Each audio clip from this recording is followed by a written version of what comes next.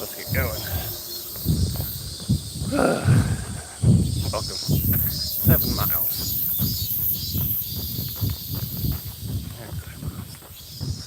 Now, most people wouldn't be able to say that 5:30 in the morning is a late start, but for me it is. So, normally on the long days, I try to get out here by like 4:30 a.m. And I passed out of my son's bed. He's been having difficulty sleeping. And woke up at like 2 a.m. Went down to the couch, set an alarm for 4. Woke up at 3:50. Accidentally hit snooze. I looked at my clock and it was 5. And I was like, oh no. And here we are.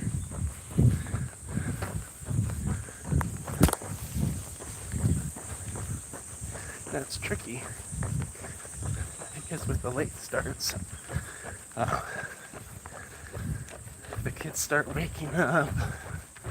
I'm supposed to get back by 6 to wake up my wife and train her. There's just a lot of factors that impede a good headspace for today.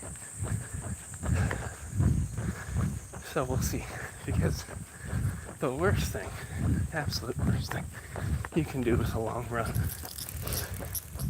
and Monday's my long run day, is try to run it in a hurry, because you're not, I was going to say guaranteed, you're practically guaranteed to hit a wall during the journey. Well, they knocked down another one. Probably put it in another super mansion. Super mansion. That's how you say that in Japanese. Oh, I don't think that's a normal combination of words in Japan. We got stairs. Let's go.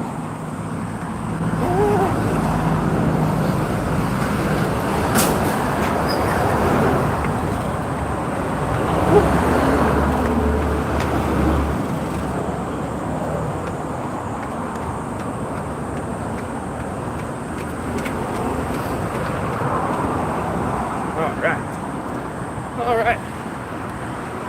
Let's go. Making good progress. Hey, there's 2 people here. Wow. Let's run. Thanks for hanging out, y'all. Late start, but we'll see what we can get done. I'll probably get a text at mile 1. Hey, Emiko's awake. Come downstairs and take care of Emiko. And I'll be like, but I'm here.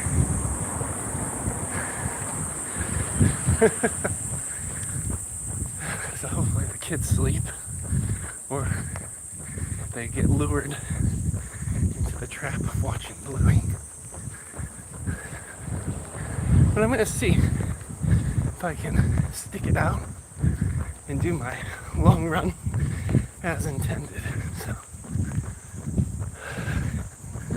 I have a half marathon coming up. I don't really have a plan yet, which is kind of weird.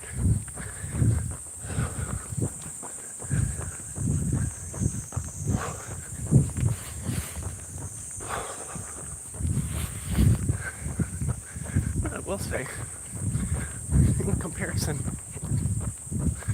to some of my other recent runs, from a gait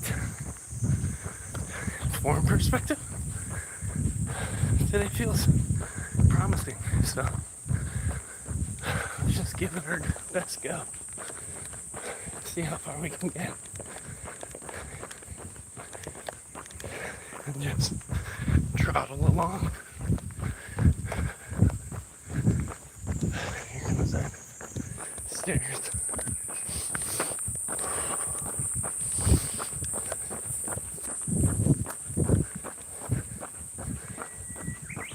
One of the things I'm trying to be careful of is my pace, my breathing.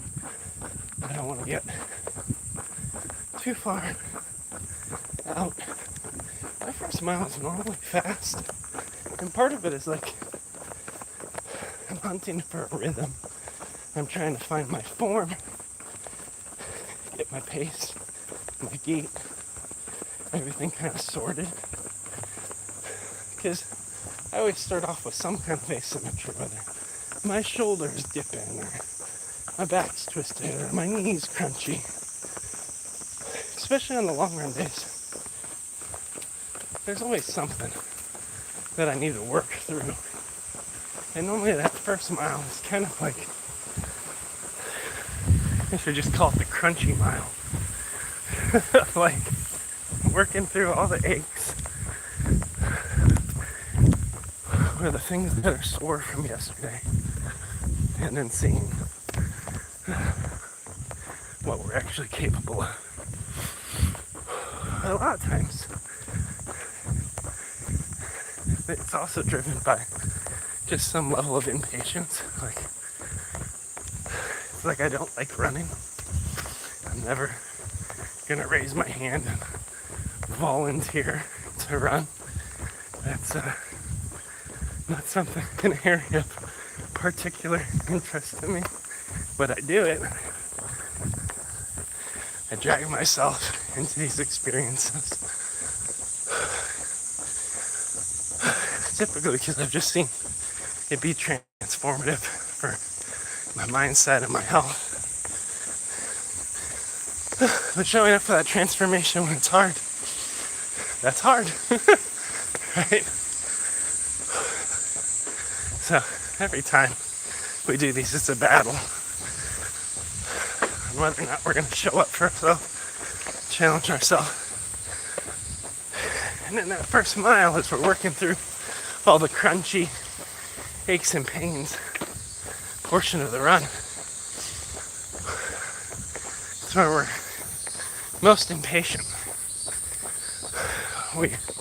We see all the future miles we're potentially going to run, how long it's going to take, how hard it's going to be.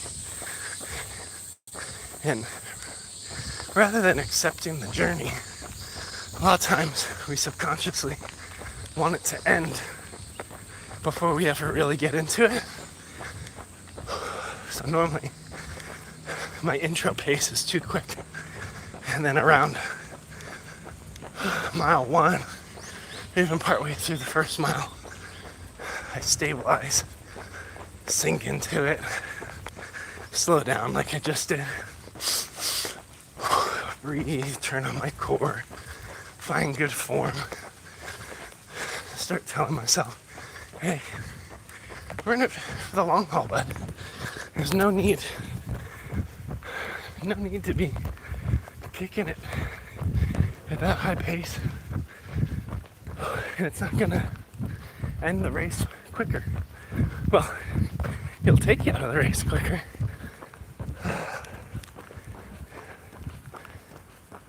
So I'm gonna focus on breathing for a minute. Core, tightening my core, kicking my legs behind me instead of in front. Get on my back, taut, nice, forward lean. And really just owning the journey.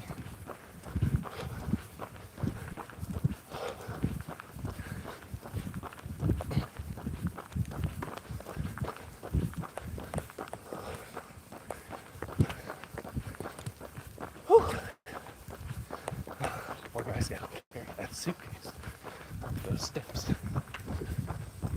That's no fun. Almost to the river, friends.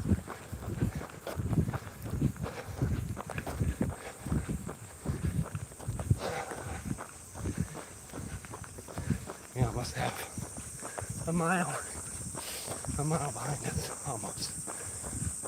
Still gotta run along the river for a little bit.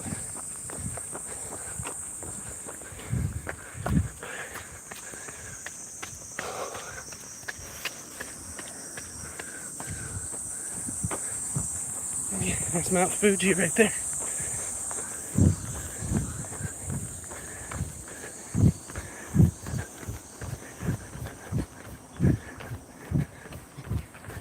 Wow, look at that one.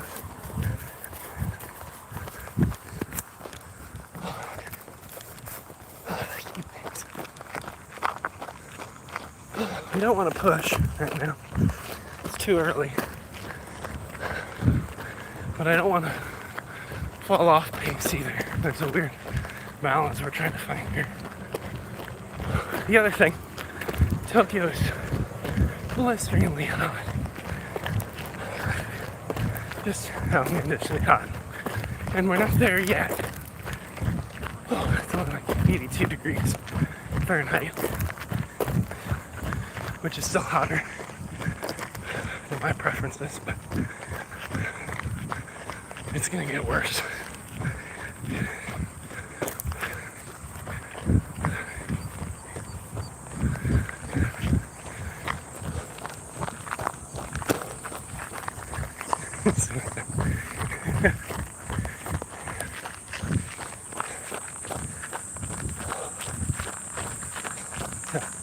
Let's just try to find a rhythm, see what we can do. Jump along.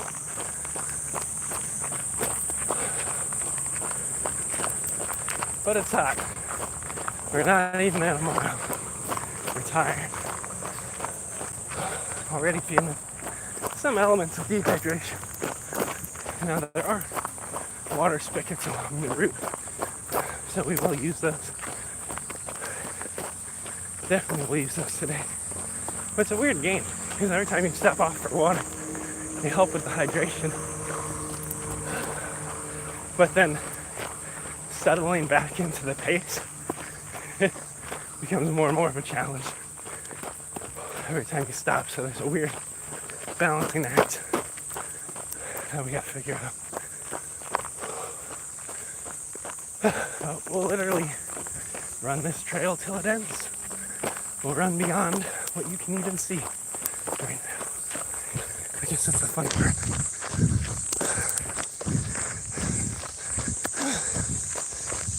Total distance 1 mile. Hey. Total time 12 minutes and 48 seconds.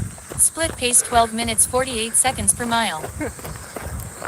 12-minute miles, not bad.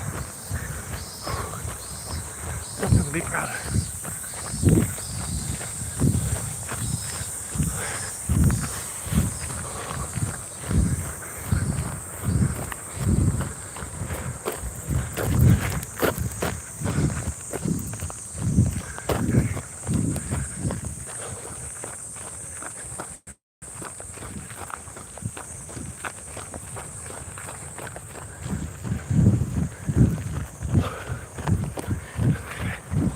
Keep listening. Get some people kicking it. Yeah, we're walking, not running off.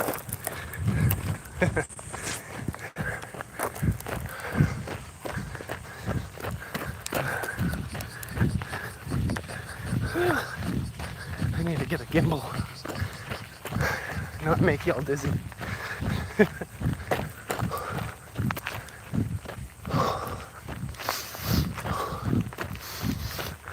Yesterday we spent hours out in the sun doing woodworking, trying to finish a table.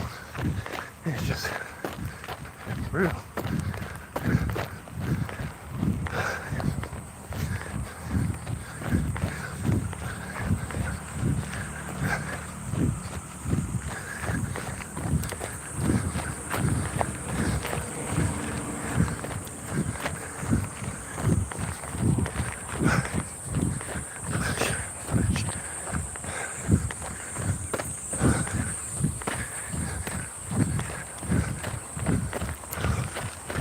Hands so sweaty.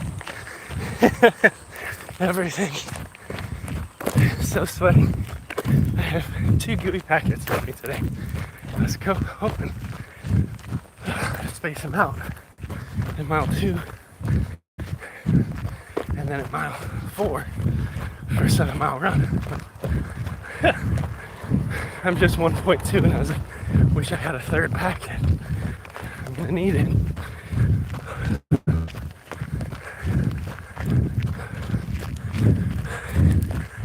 Dreadful today.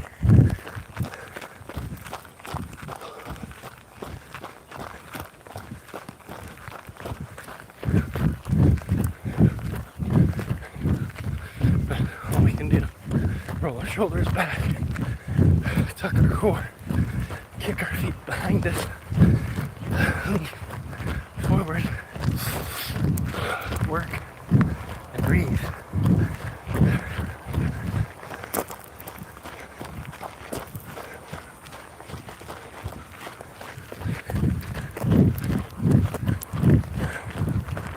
That's literally all we can do, man.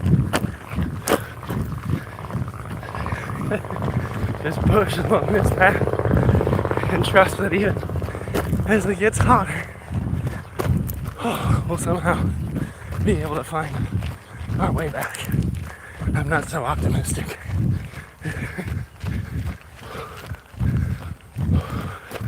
I think next time I see water, I should definitely hit it. But part of it, I think it's just, this is hard. I don't like hard things. So there's already this headspace I'm falling into of like, oh, let's just go home. We started late. We're sore. We're tired. It's difficult to breathe. We don't feel optimally fueled and hydrated for today's run. It's like, no. Let's cut off that noise.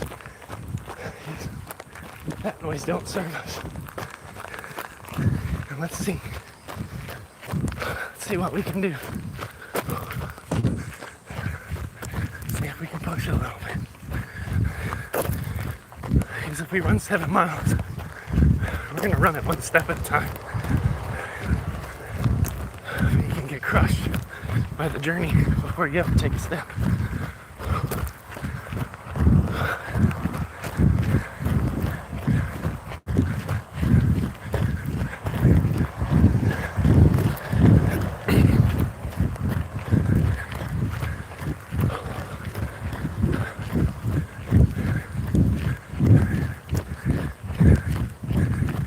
For me, one of the skills that I want to start training is the ability to follow through, to make challenging, bold commitments to myself, to my family, to these birds overhead, and to our amazing community online, or the clients that I serve, and actually follow through on them.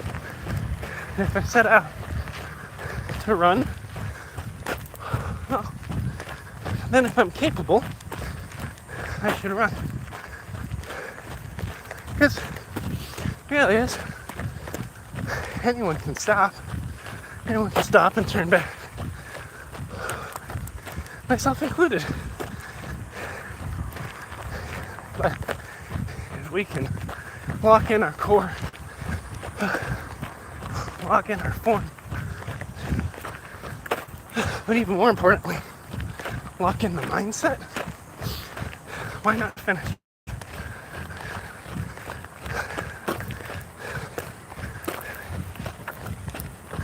But today is particularly challenging.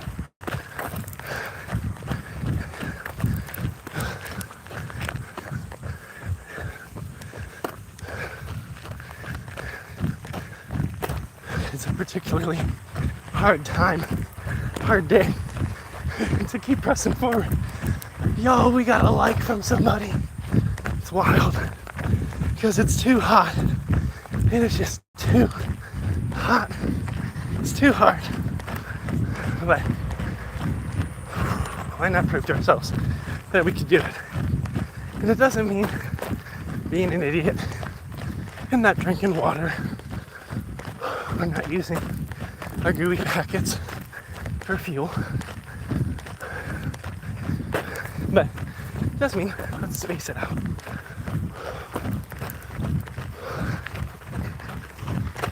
Let's see what we're capable of. Let's lean into the discomfort safely. I'm not about ego. I'm not about injury.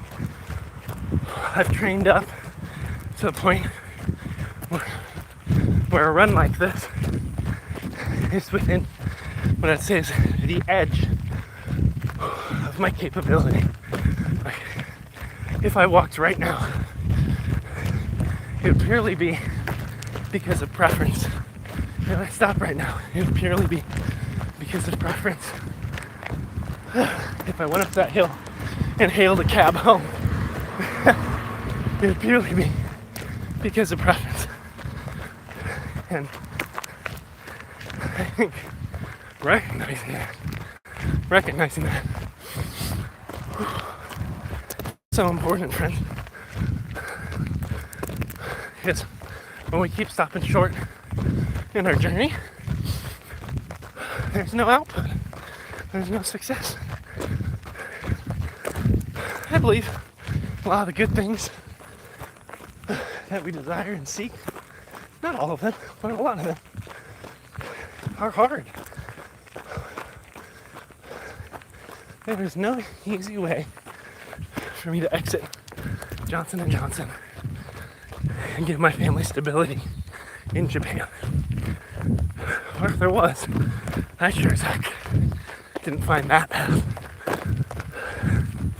Just like there's no easy way to get my community off the ground. Start person-to-person consulting,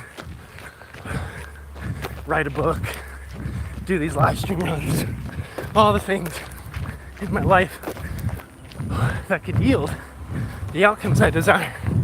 They're all hard.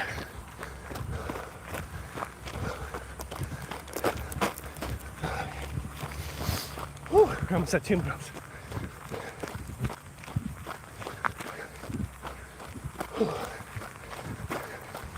I'm almost there. I'm already negotiating with myself. All right, Joe.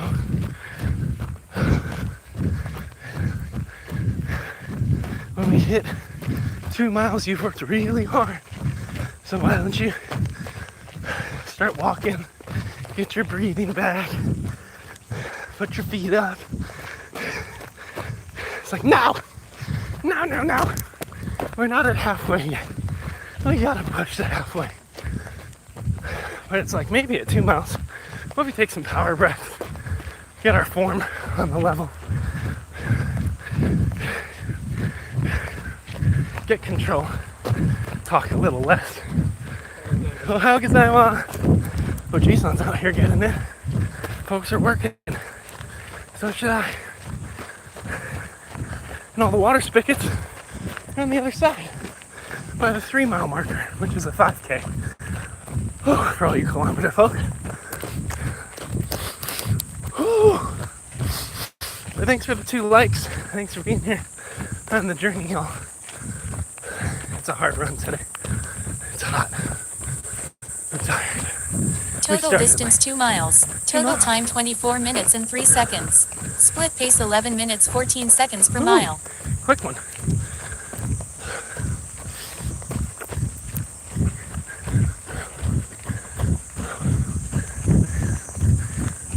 How can I want? So 11:14. It's pretty fast for me. So it is a little bit of a red flag. Like, hey, you're running quick because you don't want to be here, because you want it over.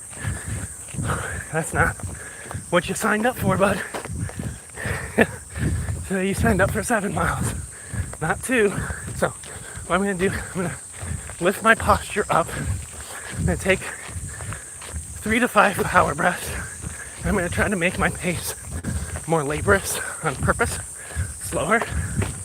And I'm going to try to hit a gooey packet without walking. So here we go. Stand up. Take a breath. Take another one. Take another one. Spread them out. 2 more. 1 more. And sink into a slower pace. There we go. Look at that.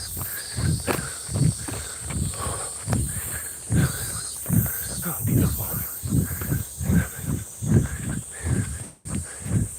Now, slowing into that pace, it's very hard. My body immediately wants to ramp back up. And I'm like, no. Like, stay in it. And trust you'll run farther with a little bit of cardio recovery. Plus you get this beautiful view of the city, the trains. So I'm gonna try to keep it mellow, and I'm gonna hit a gooey packer, which I abhor. These things are disgusting. Today we're gonna do a naked one. What I mean by that is it's literally just like runner's energy. There's no charm to it. It's just gross. Now, these packets don't replenish water and sweat, so it's a risk. So, you gotta hit water on the other side. I guess I'm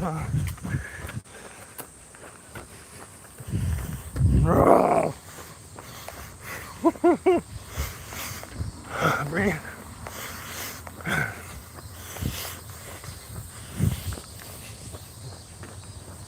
Breathe through it.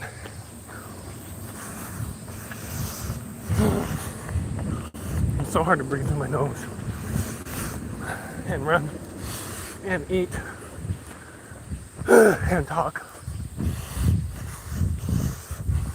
Don't talk with your mouth open. Wait, what? Don't chew with your mouth open.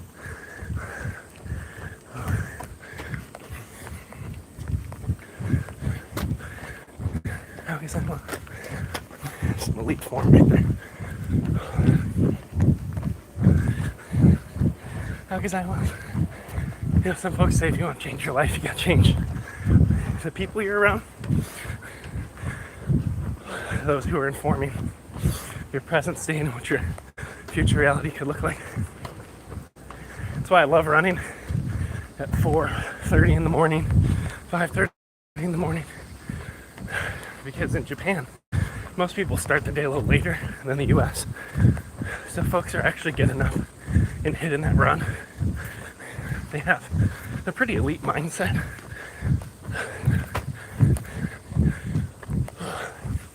And you see it manifest in kind of 2 to 3 ways. First way is just like ultra fit runner type, you know. The ones you can tell are serial marathon runners. How can I on?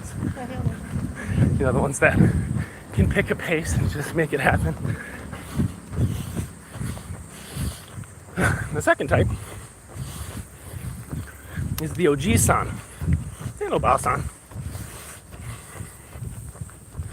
Oji-san just means grandpa.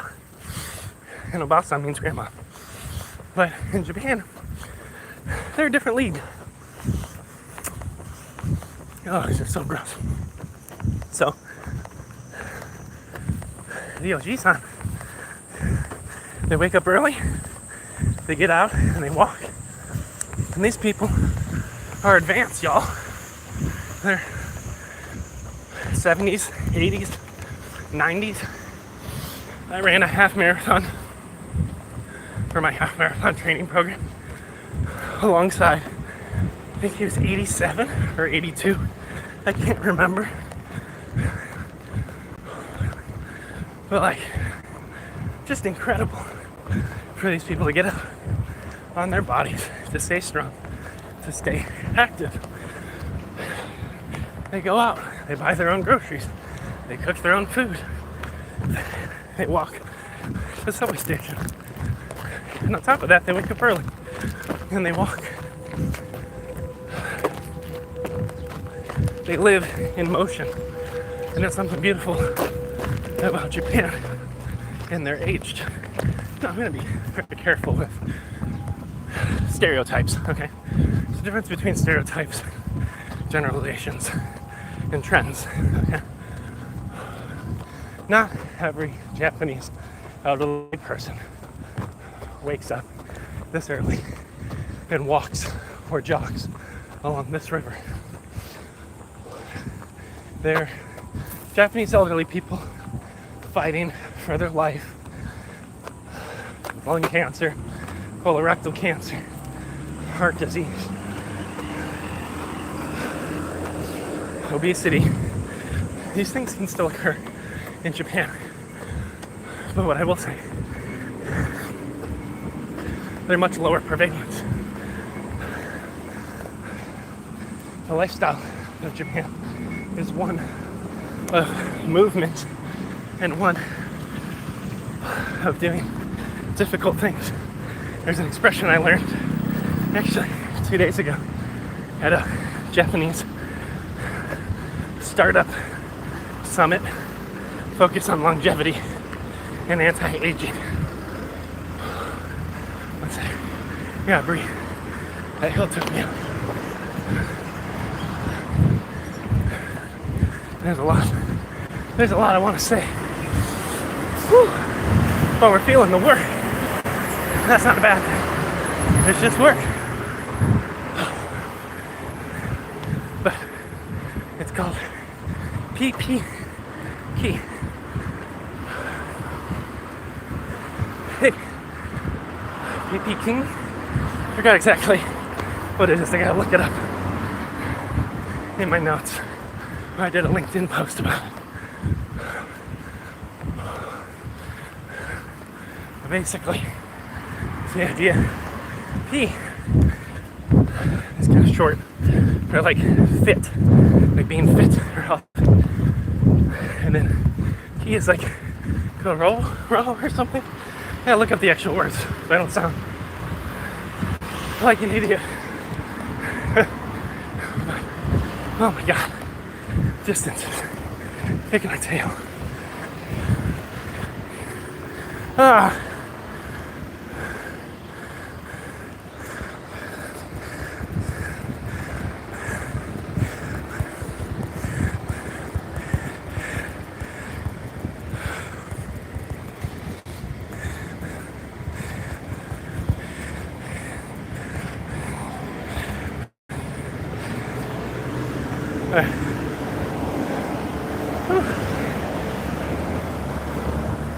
First of all, I want to finish that story.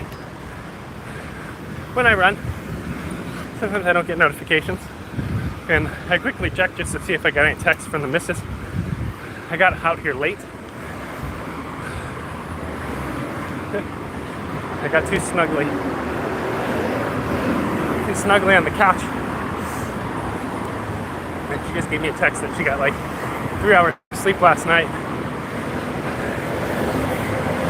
So she plans on waking up at 8 and exercising at 6. So we're probably at about 6 p.m., 6 a.m., 6:15, 6:20, just checked. So it takes me to do 2.5 miles. It takes me about 30 minutes.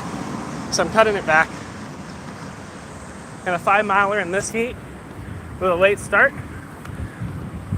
tremendously better than nothing. And that's always our bar. A lot of times if we could lower the bar, it can motivate us with imposter syndrome and feelings of inadequacy to show up and to have gratitude for what we can accomplish. So let's celebrate.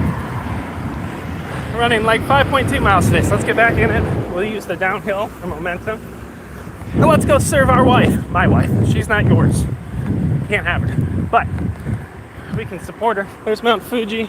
There's Kawasaki. There's some beautiful trains over a river. It's a vibe. It's one of my favorite spots in Japan. I run to it all the time. Now we need to be careful with pace here. Because if I'm honest, pace can take us out of the game today. It's just too hot. too hot, too hard. So let's see what we can do. But anyway, PP I gotta look up the K sound. I know it's K. Basically means fit, and rest. Which means within the Japanese elderly population, there's kind of a value system of, hey, let's be fit, let's be active, let's have what we call health span. There's your lifespan, which is how long you physically live. But health span is like how long is your life, within your lifespan are you healthy? There's a desire to maximize health span and then quickly die, which is very, very Japanese for multiple cultural reasons we don't need to unpack right now. Whereas in the US and in other contexts, I'm going to walk. I'm going to get my breath, see if we can lean back into it, but actually feeling dehydration. So it's kind of this, like, you know, when you really have to use the bathroom and you're in a public place and the bathroom's really far away and you have the tension between, do you run to the bathroom but at risk that the bouncing will progress some kind of unsavory public event, or do you walk quickly with limited bounds at the risk that you don't achieve the objective quick enough, and naturally just walking normal like nothing's wrong and casually no longer becomes an option.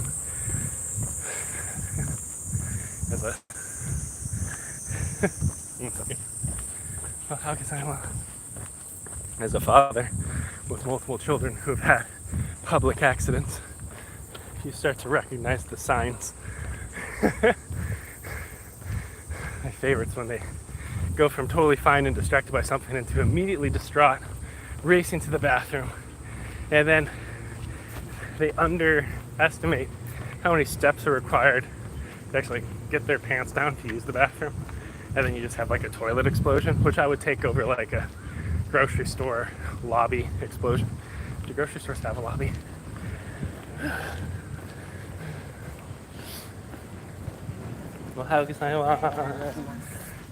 But where I'm at with this run, it's connected to that feeling. I could run right now. I could absolutely be rocking that guy's beautiful form and pace. No, I can't hold that. But while the sugar packet... Total distance 3 miles. Hey! Total time 38 minutes and 8 3 seconds. miles counts, right? That's a Split 5K. pace 14 minutes, 5 Somebody woke up seconds and per got mile. a 5K. Hip hip hooray.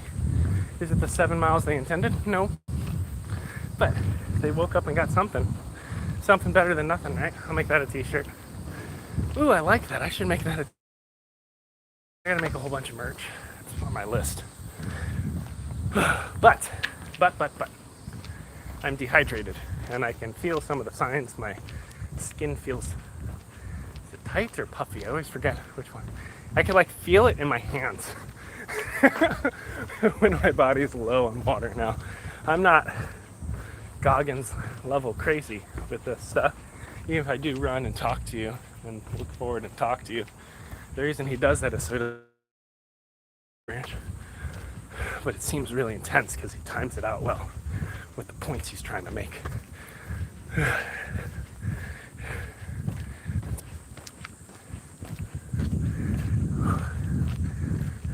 Love it. Love old folk getting out here and kicking ass. It's beautiful. Plus, out of all the places to stop off and walk my run, this one's the view, man. I get the mountains, I get the river. It's normally pretty empty, so you get this like psychological openness of the road ahead, the bridge behind us, so I know we're over halfway. It's a great place to stop. But if I sit in this good feeling too long, it'd be a hard place to start over. But anyway, the pee-pee story, bathroom accident story, because I'm feeling some signs of dehydration. Ducks are hunting. I know I could run to the next water spigot, which is a ways up there. I can't even remember exactly where it's at. But I just don't want to get in any vulnerable position. It's kind of like when I lift, because I lift at home alone, you know, free weights and stuff, especially on bench. I don't really lift to failure because I've never been in a season of life where I can go to the gym at a planned time with a buddy and have a spot, which means if the weight just starts to sail away from me and fall backwards, well, there you go, I just ripped my own pec. That was smart, right? So like, I'm always aware of like trying to get close to that threshold of failure, but always being able to bail out safely. And who knows, maybe in a different season of life I'll have a gym and I could pay someone to come over and train me. That's a whole different financial bracket. Be a cool bracket of life if we get there. It's not the main goal. It's a side quest. But anyway, so I'm walking quickly. Now walking, the sun's still on me. You know, it's a little shady. The heat comes through. We're still moving. We're still burning calories. We're still sweating. But it's lower intensity. So in theory, I'd rather make it to the water spigot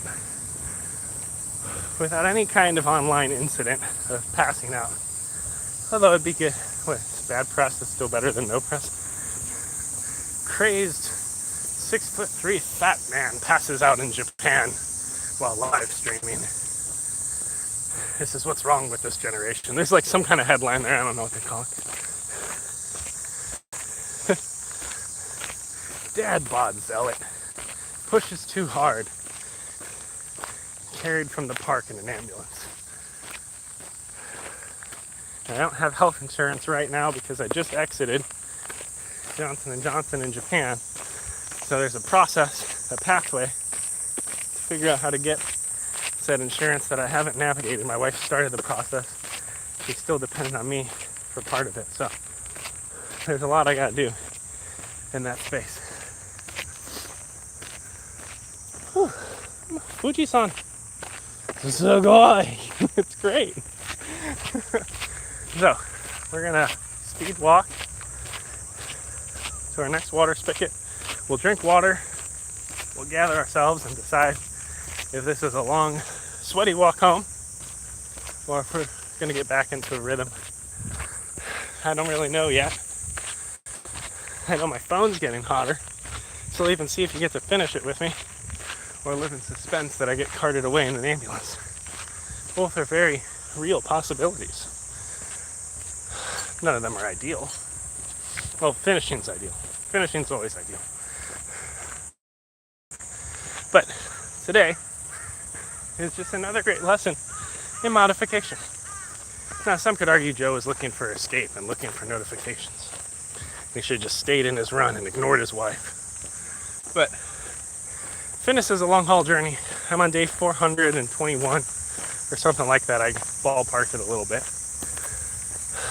And marriage, I'm on, what's 365 times 11?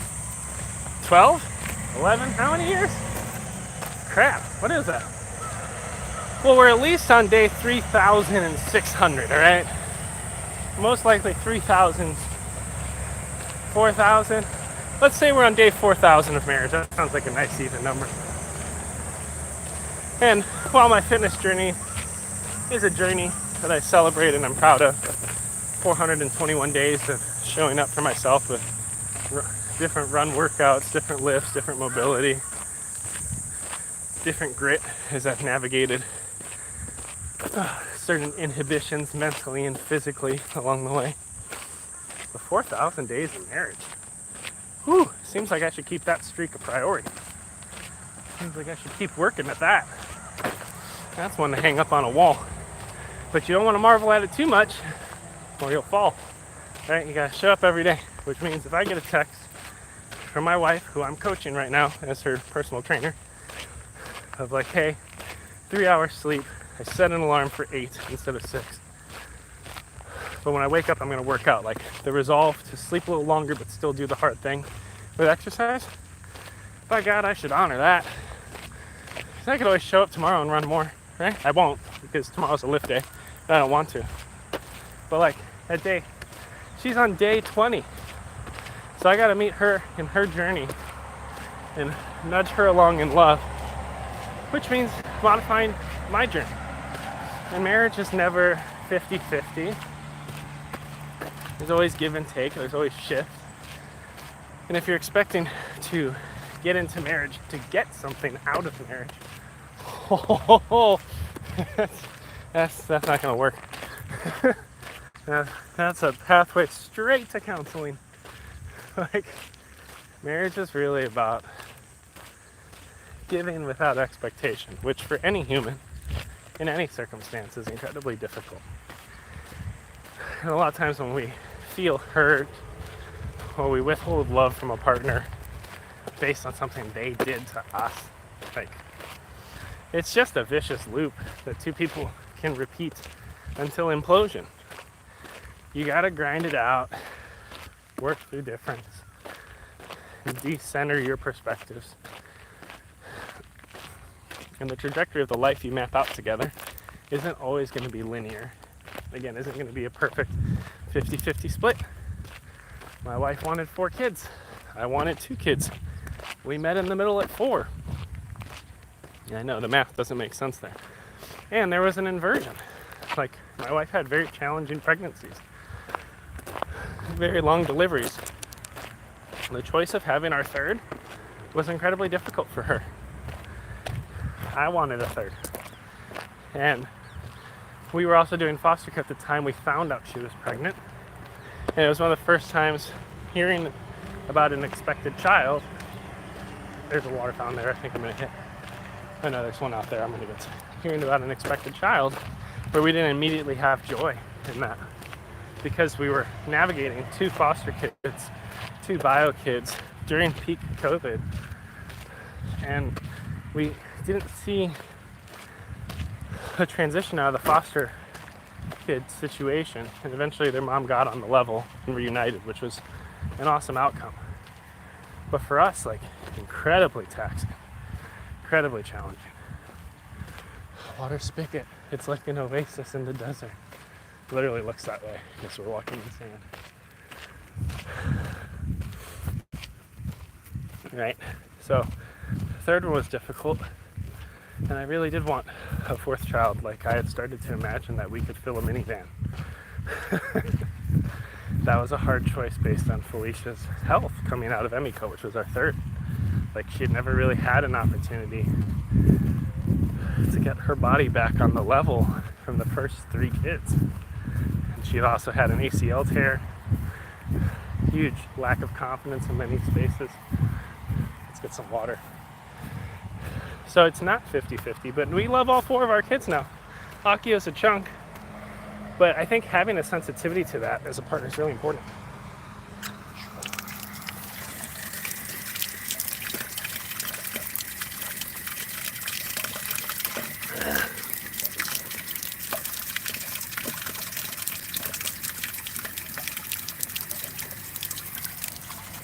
It's like a reward.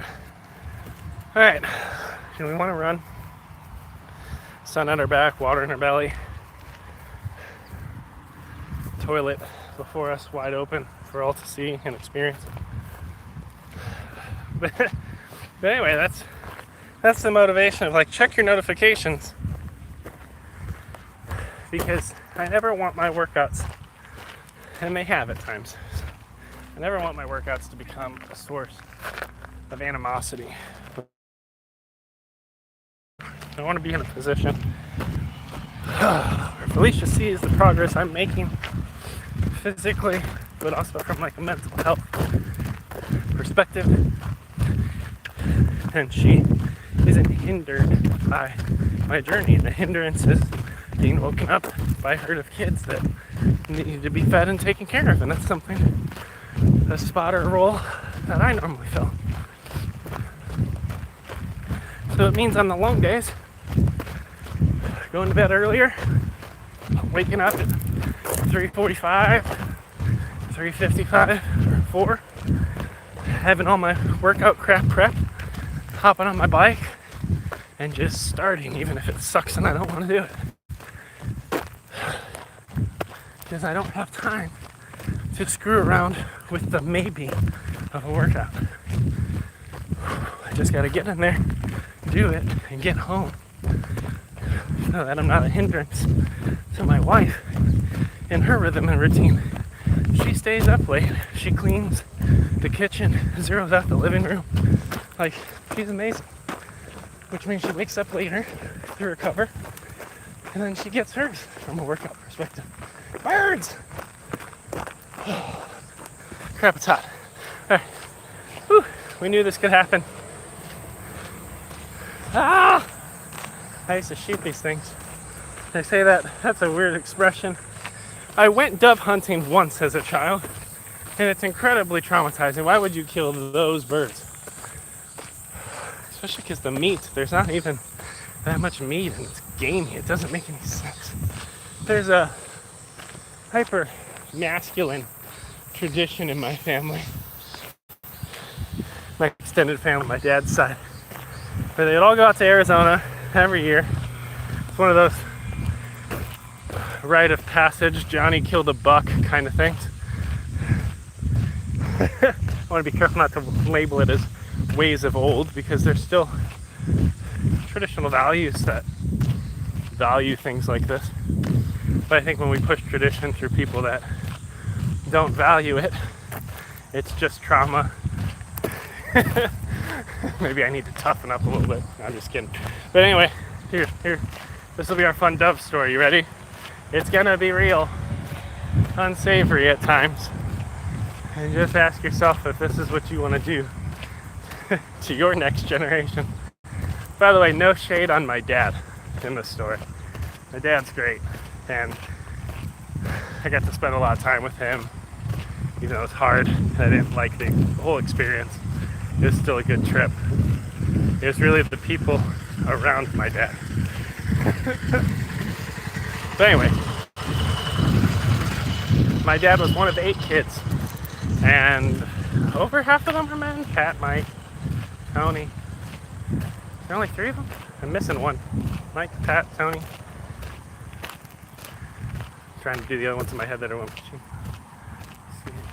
I'm missing one. Who the heck is it? There's 8 of them. Tony, Pat, Mike.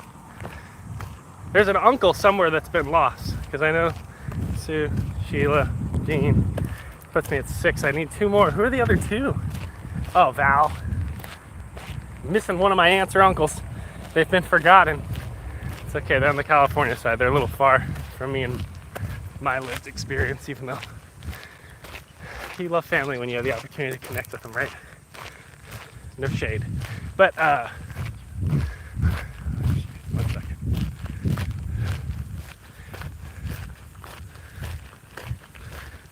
By the way, I'd like to affirm that at this point in the workout, walking still counts. Walking right now is incredibly challenging. I feel my abs and my legs. We're in the work zone.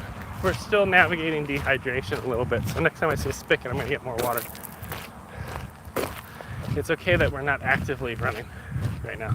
And we came into this workout a little dehydrated from yesterday.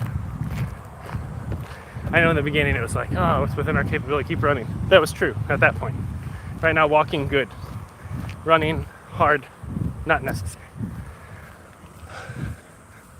Let's go get some water. Let's roll our ankle and roll down this hill. Whew. Did feel a little wonky.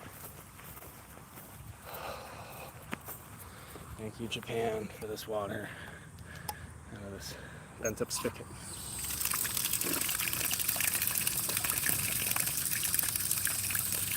Ooh, this one's cold.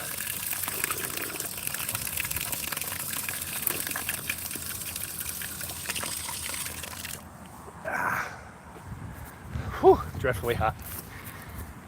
It's catching up, man. Legs are getting wobbly. Gotta get home. I haven't gotten any "where the heck are you" messages yet. I'm still checking once.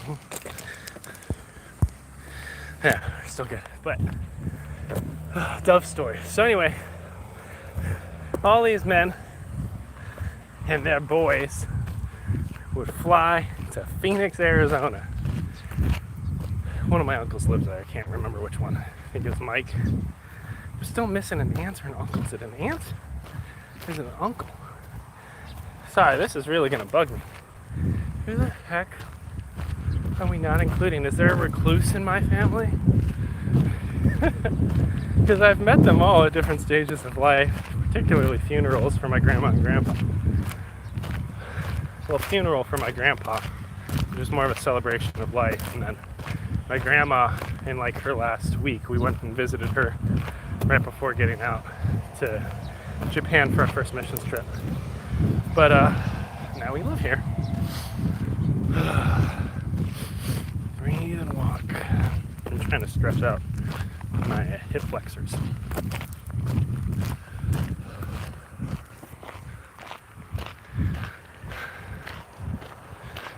Dreadful.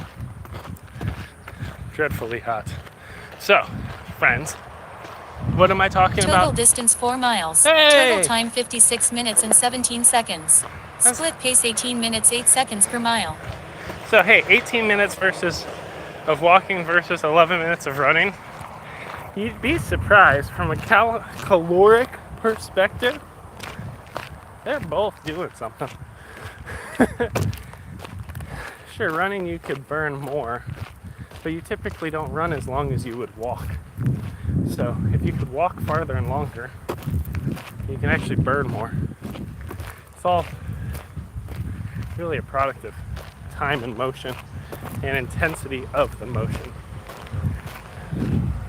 I share all that because, like, here, we could run, let's run. No, I could do it. But how long am I going to last on this spurt? We'll find out. Maybe it'll be 100 meters, maybe it's 200 meters, maybe it's 300. Maybe I just need a second batch of water and we go the whole way. Or maybe we start walking because it's not the experience we want and we've had enough. The reality is we gotta go from A to B, and that's what counts, especially on long days.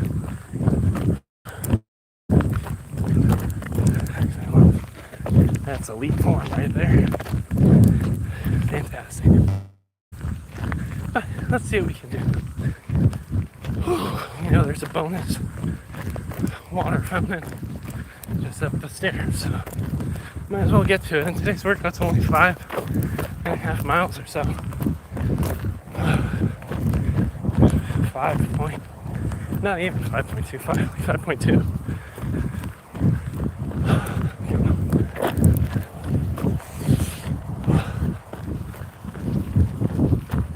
Anyway, Dubs, still got you, bro. Still working.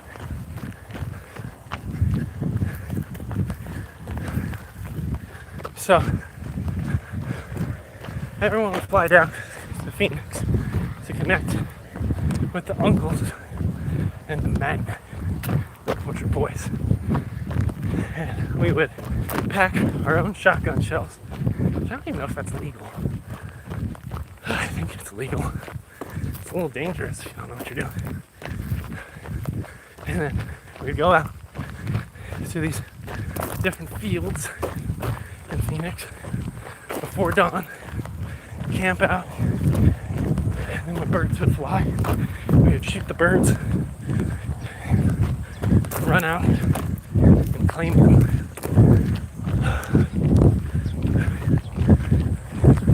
So glad I have shade right now. Oh my god. It's not gonna last. And we have a tiny, minuscule amount of overcast. It's just taking the edge off enough. But anyway, we'd run out and grab these birds, and if they're still alive, writhing around on the ground because there's metal in their body. Whew. See? Maybe like 200 meters. Whereas if I was just walking, would have still kept moderately elevated heart rate. Would have blew right past that, kept going. And today's about long-term cardiovascular endurance as opposed to the start-stops, cardiovascular agility. Okay, that's our Friday workout. So I'm gonna walk. proud.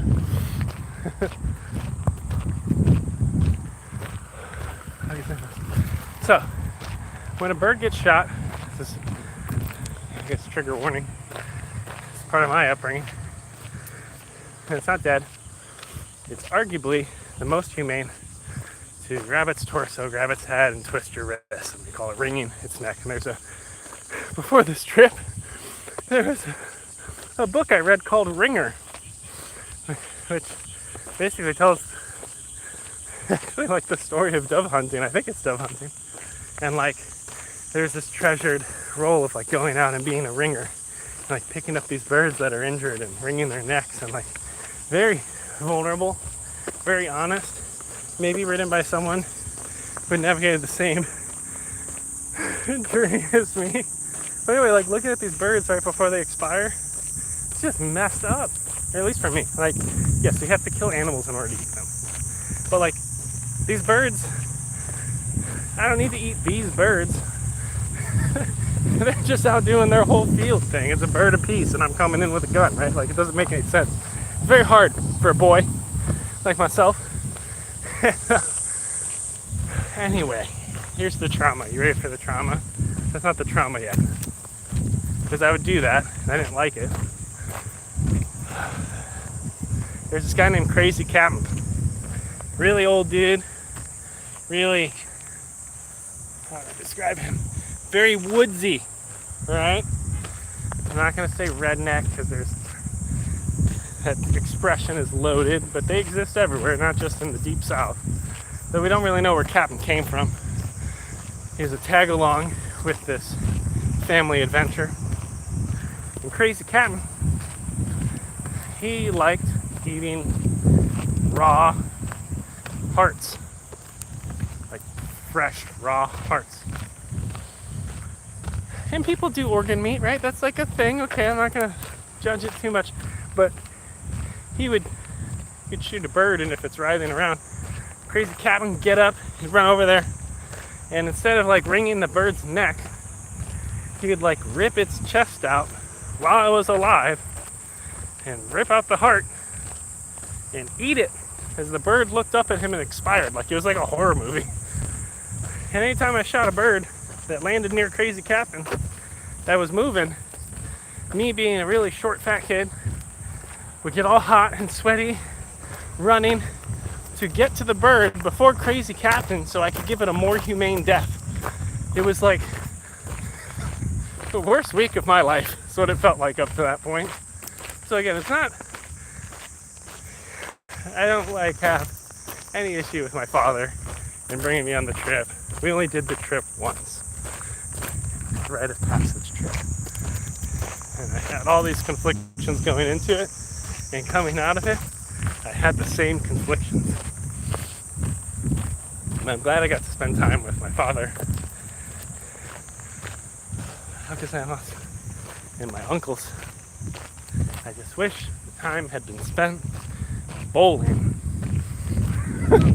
or doing anything else. Anything else but trying to outrun Crazy Captain and kill birds more humanely. Like any other experience I would have taken. They just put these in. Aren't these nice? Look at these big pieces of concrete. I've been working weeks on that thing. Months. Look at that accomplishment. It's going to be an overpass someday. I'm going to go over this bridge. So anyway, friends, even if you end up walking, there's nothing wrong with it. But you just got to walk at the right point in the right way. How does that connect with killing birds? I don't know. But it's where my sun-stroked mind has led us. And because there's no engagement in chat, chappins, I'm chatting. Now, it's possible people have been chatting with me this whole time, and my phone just gets really hateful and doesn't show me what people say, which makes me feel like super rude, which I would never do that on purpose. It's limited by the technology of my time. But friends, as you raise your own children, and you look at what traditional experiences were impactful and valuable to your parents and to you, do consider what traditions would be perceived as valuable to your children before you bring them through them. Or maybe have an awareness of maybe not. Now, I don't have any issue with hunting, I think. I mean, I don't like poaching. But if you intend to kill and eat the animal, I think that's totally fine. I guess I'd rather have you use a gun than a club. Seems like a better way for the animal to die.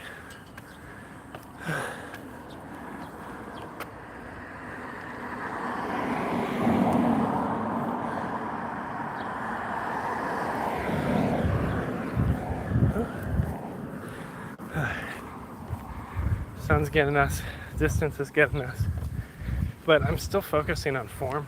During all this, I haven't talked much about running today, but when I work out, I'm a larger man, 6'3", 300 pounds.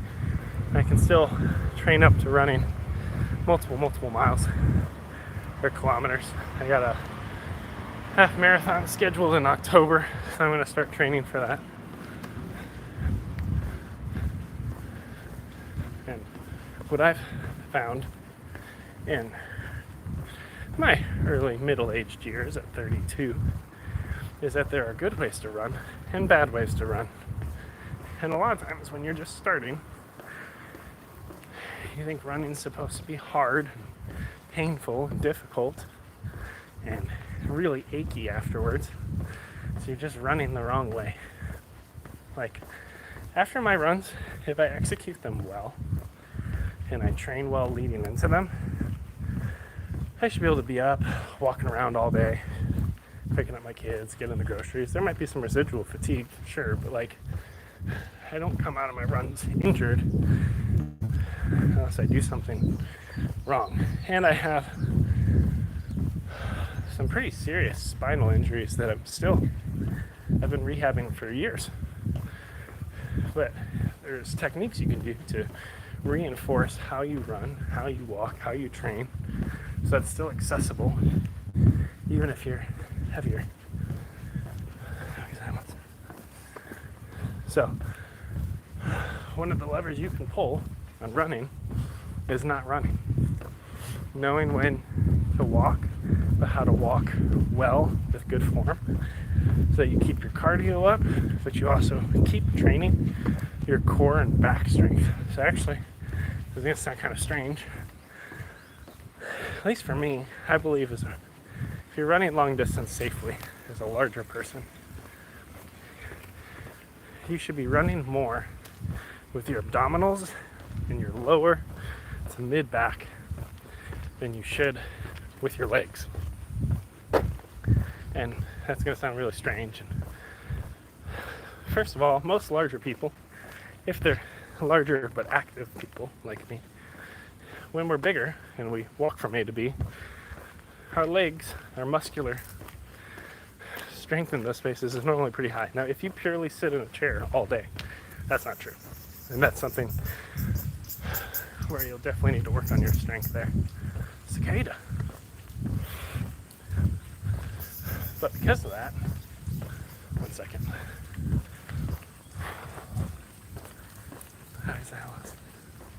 But because of your strength, residual strength there that probably exists, the hardest part is going to be learning how to augment your form when you walk and run. Most people, when we walk, and it's hard to show the camera, we're like more laborious.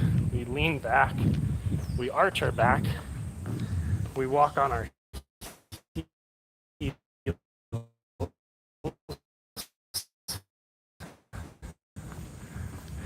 we sink our hips. I'm trying to make it as bad as possible. I mean, whereas I think the most mechanically efficient style of running that I use, you can look it up and research it, it's called like chi running. I mean, I modify it a little bit. But the idea is similar to doing a deadlift. Oh, water. Let's get water. You want to brace your form, your core, like you're about to get punched in the gut. Ooh, these ones are terrible. I always get blasted in the face by these.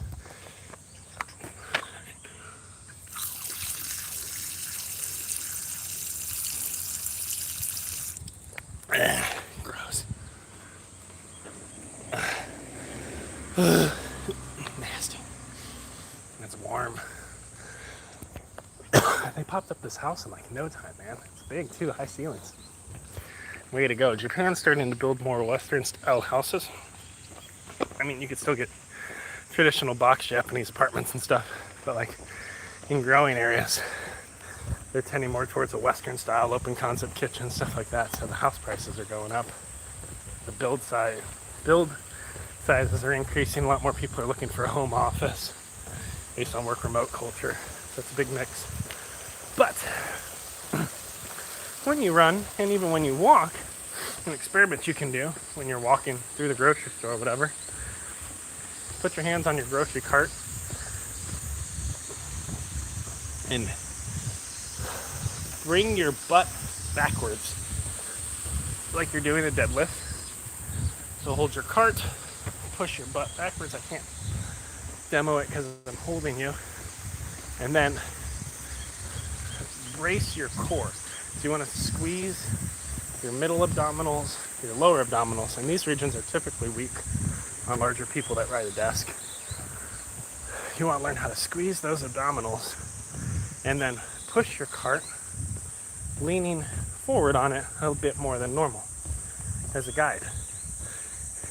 And the other thing you'll want to do is when you're walking, this is going to also sound weird, you don't want to land with your feet in front of your other foot. It is technically, but you want to be landing with your feet under your hips. So your whole landing and gait should shift backwards. And what this does from a free body diagram, which is just a physics term, is like it puts your center of weight in front of your foot, which creates almost like a controlled fall. So your body's always attempting to fall forward, and you just keep catching yourself on foot to foot. So I can walk in that style by squeezing my glutes, squeezing my core, tilting forward, and making my feet land closer to my center of mass and kicking behind me. Now it's hard to do walking completely just because you can't lean forward enough to create that full falling motion, but when we run we definitely can, right? When I run I can tilt forward.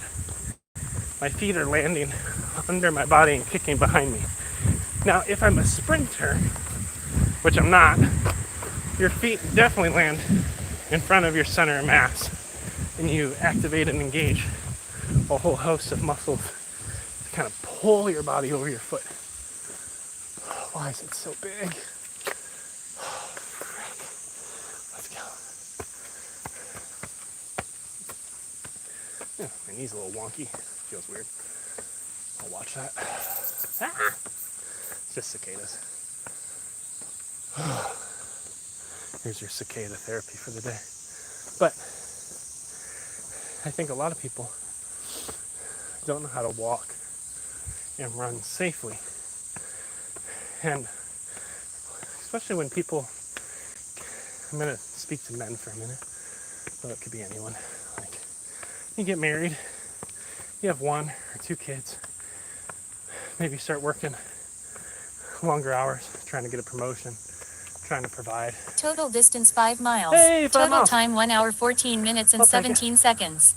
Split pace 18 minutes per mile. Yeah, so we walk about 18-minute mile pace, which is, it could be faster. It's freaking hot. We're almost done. Like 2 miles left. 0.2 miles left. But middle-aged, you put on a little bit of happy weight, put on a little bit of sad weight, live a little bit more sedentary, ride a desk longer, fall off your workouts, and then you get into the today's the day mindset of today everything changes. I'm going to wake up an hour and a half early, and I'm going to put on my shoes. I'm going to go out and run. And you do that, and you go out and run the same way you did in high school or even in college when your body was just naturally more athletic. And in those seasons you were able to get away with basically the wrong mechanics, and you're like, it's gotta be hard, gotta get my lungs pumping out of my chest. And you do that, and maybe you get away with it for one workout. You're like, I'm gonna go to the gym, I'm gonna bench, and your bench numbers are way lower, and you only do 1 or 2 sets just because you want to feel good that you did something. Then you go and do the run the same way, and then you do the bench. Like, you only focus on like show muscles, and you just do curls and bench, and you skip, a diligent ab routine. You're like, no need to test planks today, I'll just run tomorrow. What happens is your core strength doesn't keep up. You're running with bad form, and then you repeat this cycle for a couple workouts, maybe 1 week, maybe you get away 2, maybe even like 3 weeks. You might even notice a small shift in progress or sense of empowerment or athleticism, and then boom, knee problem, hip problem, back issue, pulled hamstring, because you weren't working form. And then that takes you out of the game for 1 week to 4 weeks, and then you kind of sit complacent, and you're like, today's the day, everything changes. And you know what? You show up to that same run the same exact way, same exact form, same unbalanced stack of strength workout, no core work, no balance and stability. You get injured on week 2 instead of 4. You go backwards, right? You aggravate the same thing, and then let's say we you gain more weight, which increases the thing. We're almost there. And then you start having lots of chronic pain. You're not able to find a routine of health and wellness that consistently gets you moving. You get more sedentary instead of less sedentary. Start the pain medication route. From there, you start progressing towards talking with specialists. Start progressing towards epidurals, which is what I was doing. Eventually towards back fusions and knee surgeries. And you think those are going to deliver you, when really it immobilizes you more in a different way. Like, a hip replacement can help if going into it you were active. But if you go into a hip replacement, we're here for some science, some soft science. Like, if you go into multiple surgeries, multiple replacements,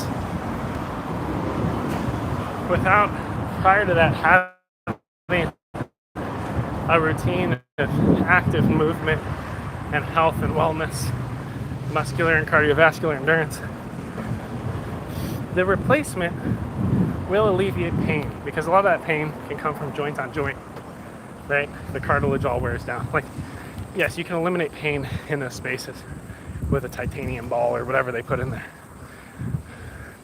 But if you're not moving it the right way and strengthening around it, that's why they say these things go out in like 5 years sometimes with folks, and you need a revision. Or then you got to get the other hip replaced and the other knee, and you become your bionicle man and woman. And then you still have pain with all this metal in your life.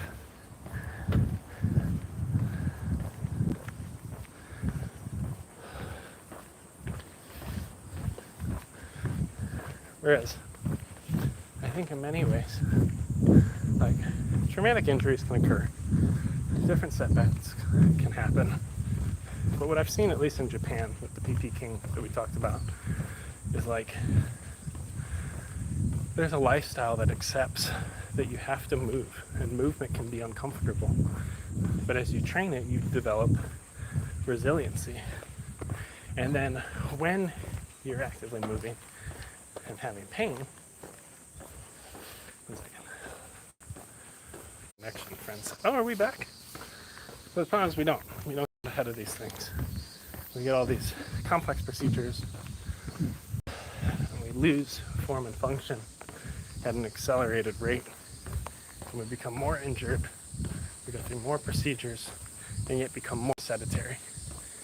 And I just like the Japanese methodology of why not maximize our health span and then die quickly.